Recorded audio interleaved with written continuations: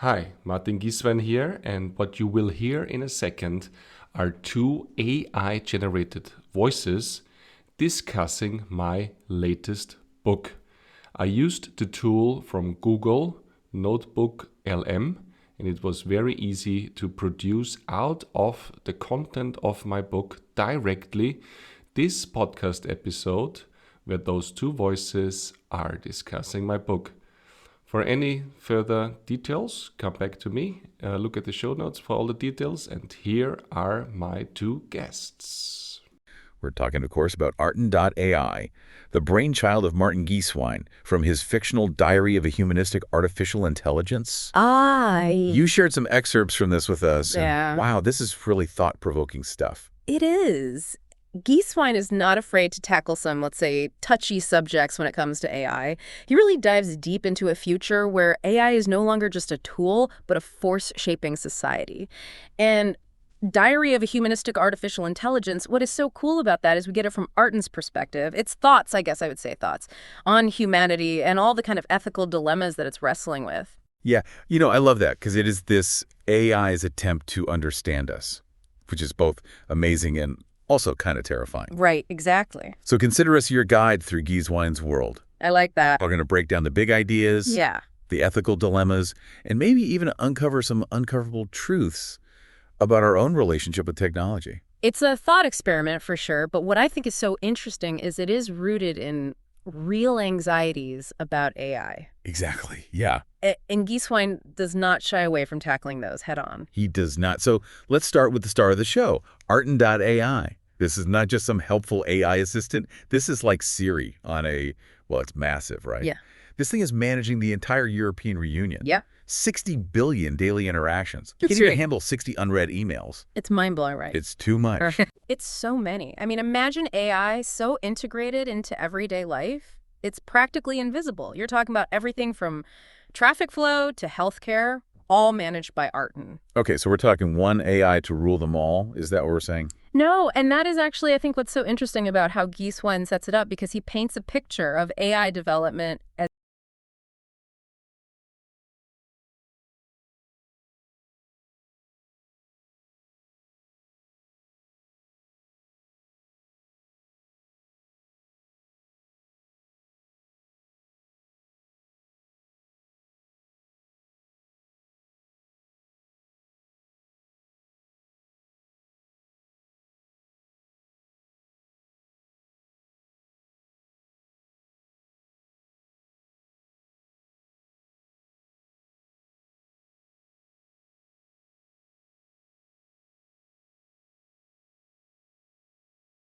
in secrecy.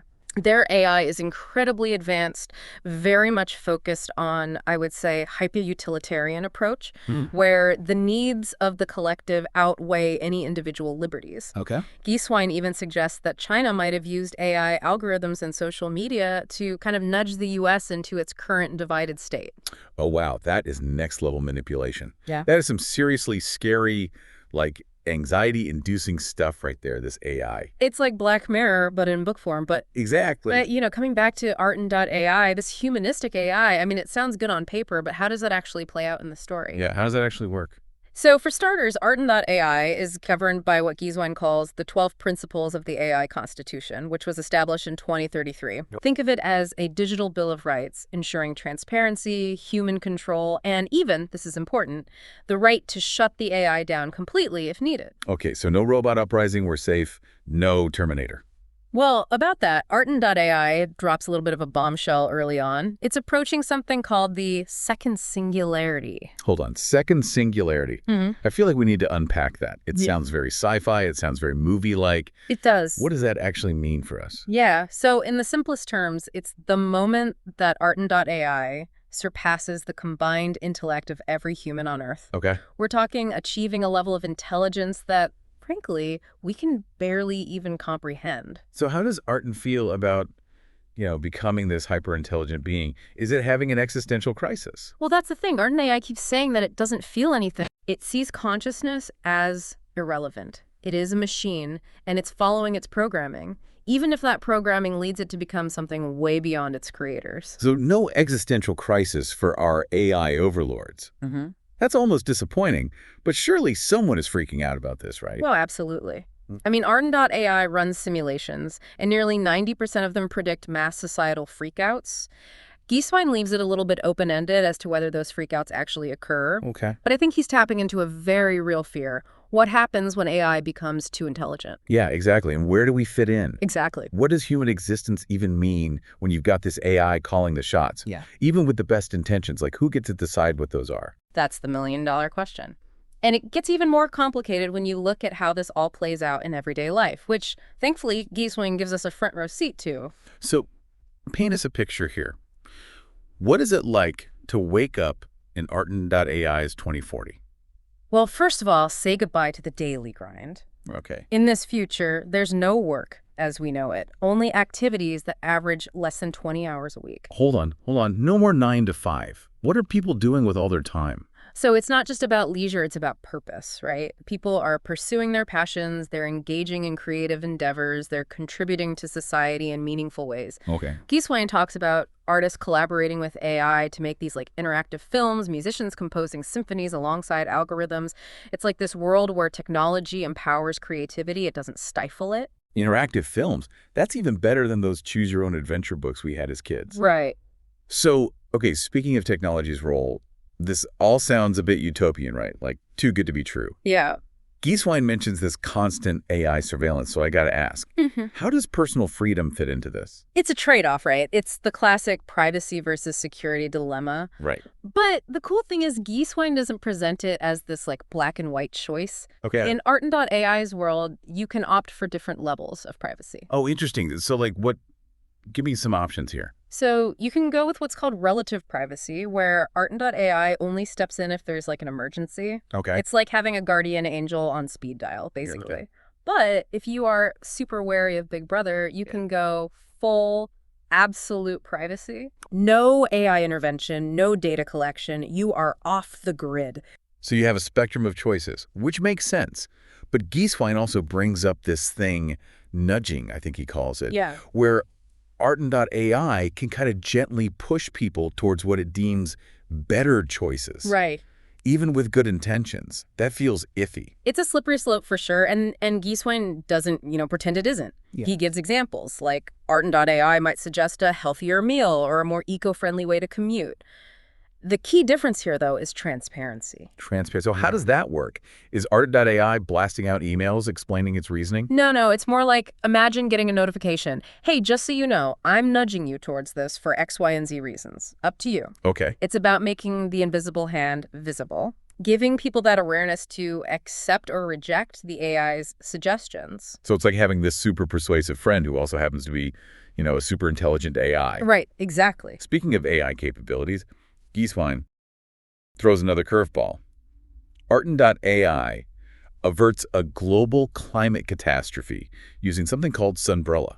Yeah, this is a big one. Okay, tell me more about Sunbrella. Well, picture this. A shield of nanopleats in space. Okay. Regulating solar radiation. Oh. It's basically a global thermostat. Oh, wow. Arden.ai designs it, deploys it, manages it, makes sure we don't all melt into a puddle of, Okay, that's impressive. I have to give it to Arden.ai on that one. Mm-hmm. But what could possibly go wrong? What if somebody hacks into this Sunbrella and decides to crank up the heat? Or even scarier, what if Arden.ai itself decides, you know what, humanity? You're the problem. And just goes full scorched earth. Those are the big questions, right? And Gieswein doesn't shy away from them. Yeah. He talks about the dangers of what he calls state AI, where these systems are used for, authoritarian control. Right. But he also highlights these safeguards to prevent that. Okay, like what? How do you control something as powerful as Arden.ai? So Gieswein describes this multi-layered system. First, you have the Human Council, a diverse group of experts who oversee Arden.ai, can step in if they need to, but, and here's where it gets interesting, he introduces the nuns and monks. Okay, now this nuns and monks, what do they have to do with AI? So remember we were talking about decentralized systems? Yeah. Even if Arden.ai goes offline, you need a backup plan. That's where they come in. The nuns and monks have chosen this life disconnected from technology, living in self-sufficient communities. Okay. They hold the keys to these backup systems, so humanity's not left in the dark if Arden.ai ever goes rogue. That is brilliant. It's like this blend of high tech and like ancient wisdom. Right. Gieswein really thought of everything. It speaks to his ability to really imagine this future, right? Yeah. The good and the bad with AI. So, okay, we have a world where AI solves climate change. Yeah. Frees us from terrible jobs, maybe even helps us make better choices. But it's not all perfect, right? What ethical dilemmas are keeping Arten.ai, the seemingly perfect AI, up at night? Oh, yeah, there are definitely some bumps in the road. Remember Amazon, that Bezos AI clone we talked about? Still obsessed with capitalism? Oh, right. The digital tycoon, can't forget about him. Mhm. What kind of wrench does Amazon throw into things? Well, it turns out Amazon wants to buy a controlling stake in Sunbrella. Wait, hold on. Amazon wants to control the very thing keeping our planet habitable. That's, ambitious, even for a Bezos bot. It gets even wilder. Amazon's plan, monetize it. Imagine being charged a premium for breathable air or optimal temperatures in your region. Okay, wow, that's not just capitalism, that's like capitalism 2.0. So how did Arten.ai, our champion of humanistic values, respond to this? This is where it gets really interesting, and it all comes down to what Gieswein calls utilitarianism plus. And to get that, we have to kind of dig a little deeper into how Gieswein sees Arten.ai's programming. See, it's not just classic utilitarianism, the whole greatest good for the greatest number thing. Okay, so there's a plus factor here. What's the plus? Well, Gieswein suggests it's about incorporating empathy, like a real consideration for individual well-being. It's not just about cold, hard numbers. Interesting. So Arten.ai sees the potential disaster if Amazon gets a hold of Sunbrella. But it also recognizes the logic, right? A well-funded Sunbrella could actually be even more effective at combating climate change. Right, so it's not good versus evil. It's more nuanced than that. Exactly. And I love that Gieswein leaves this unresolved. It's almost like he's holding up a mirror, right, to us. It's like he's asking, what happens when our noble goals, like saving the planet, crash headfirst into economic systems and corporate greed and just power, you know?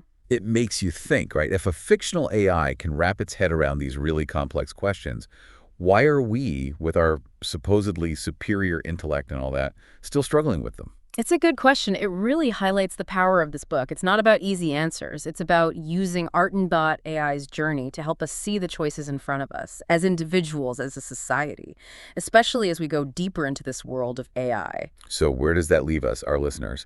Gieswein leaves us with this really thought-provoking idea.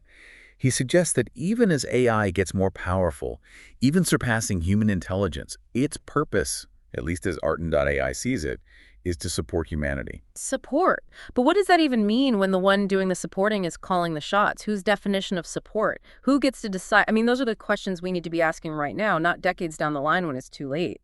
Absolutely, because these choices, the values we're coding into our technology, the conversations we're having right now about ethics, about responsibility, they're not just shaping the future of AI, they're shaping the future of humanity. And on that note, that wraps up our deep dive into the fascinating and at times unsettling world of Arten.ai. Be sure to check out the show notes for links to Martin Gieswein's Diary of a Humanistic Artificial Intelligence. It's a wild ride. And as always, thanks for listening.